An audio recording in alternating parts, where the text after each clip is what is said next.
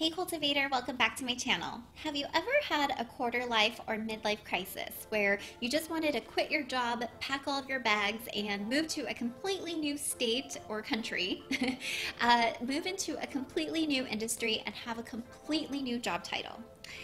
Is it just me? No, I know it's not just me because I've had a lot of clients who have told me that they just wanted to completely pivot or reinvent their career. Now, if that sounds like you at all, you're going to love this video today because I'm going to break down the 3 types of career transitions you can make, and I'm also going to order them by difficulty or complexity. So without further ado, let's dive in.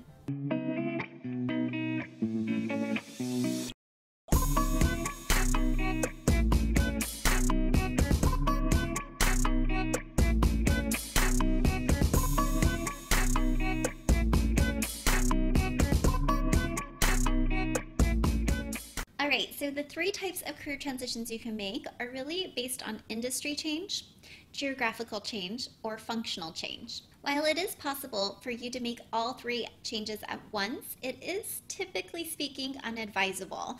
The more you add on in terms of different changes, the more difficult your job search becomes. So if your goal is to find a job as quickly and easily as possible, I recommend only making 1 switch at a time, or at max 2. All right, let's talk about the first type of transition, which is again the easiest, and that is an industry switch. I actually have a lot of clients who are looking for industry switches all the time, meaning they fell into something that no longer suits them. For instance, I have a lot of people who start from nonprofits and they realize, I love the work that I'm doing and the impact I'm making, but I want to work in an industry that pays better. So for instance, I have a lot of clients who move from nonprofit and then they move into a technology company. So when you're making an industry switch, there is a slight pushback that perhaps you don't know the industry knowledge or the domain knowledge, or you have worked in a really slow-paced environment, but you can't keep up with a fast-paced environment. Those are a few examples of common objections that might come up. However, you can absolutely tackle these if you are able to really position yourself as somebody who has been able to learn something new or adapt to a new environment in the past. If you want to convince your employer that none of these objections are valid, be sure to check out the behavioral questions and answers video, which I'll link up here, so that you can really follow the format and just give them peace of mind as these types of questions do come up during the interview process.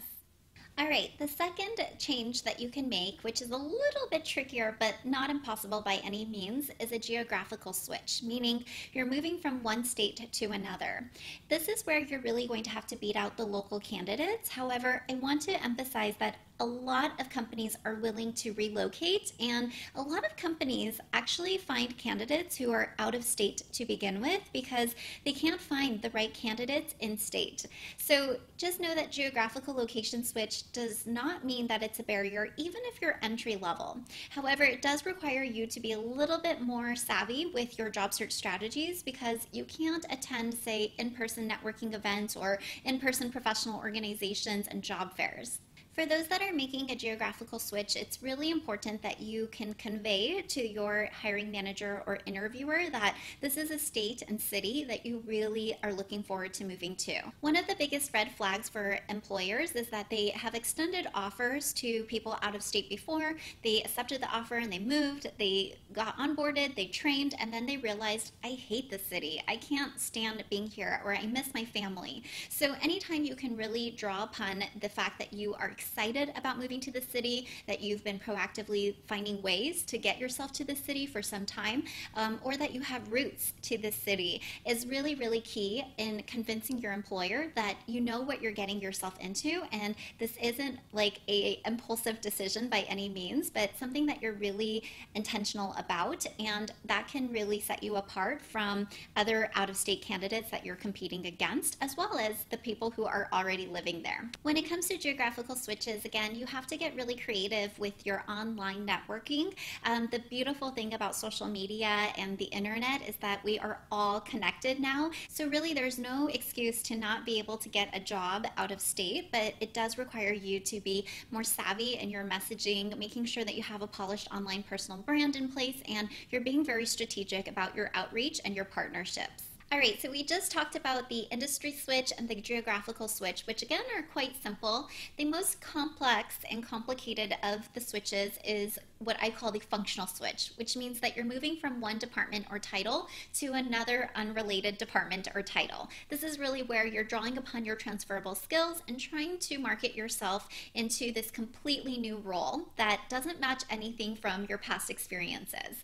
So an example of this is, say you're a finance manager and you want to move into marketing. I've actually had a client who had done that really successfully. So this is by no means impossible. If you just look through LinkedIn, you'll see people are making career transitions or career reinventions all the time. So for those of you who are looking to make a career reinvention or functional switch, my advice to you is twofold. One strategy is to just network and build internal referrals and ambassadors, because if people can vouch for you, they're more likely to trust that you're able to get up to speed quickly, and they're able to see past a lot of the core skill sets that you are possibly missing. The second strategy is to get your foot into the door of your dream company. You can go in as the role that you would immediately contribute to based on your previous experiences that you are qualified for, and then really pay your dues, really give more value than you receive, and in that way you become this indispensable employee who can then make certain requests and really build out your long-term game plan with the company. So for instance, if you are in the finance department, you can start to network internally with the marketing department. You can ask if there's possibilities of getting tuition reimbursement to learn more about marketing, or help them with specific marketing projects, right? There's a lot of ways to cross-functionally train, and that's the best way, so that when an opportunity does arise internally, you're seen as an internal candidate that can snatch that job, instead of, again, being this outsider trying to get marketing jobs with people who don't really know your work ethic or work quality and product. Let me know down in the comments below what kind of transitions you're trying to make. So again, it's not advisable to do all three at once, although it's not impossible to do so. I just wanted to share that the more layers you stack on, the more complex this job search becomes. So really map out your short-term versus your long-term goals, and really know that if you want to make any of these switches, the easiest way to do that is by having internal ambassadors and referrals, especially if you're making a functional switch.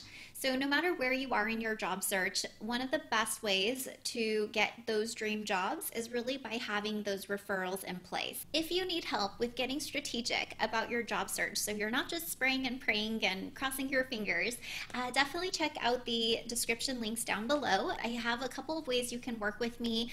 Check out my free resource library. It's filled with a lot of job search goodies, and if you enjoyed this video, be sure to like, comment, share, subscribe, and hit the bell to be notified when I release this video next week. And until then, I hope that you continue to cultivate your life and your career.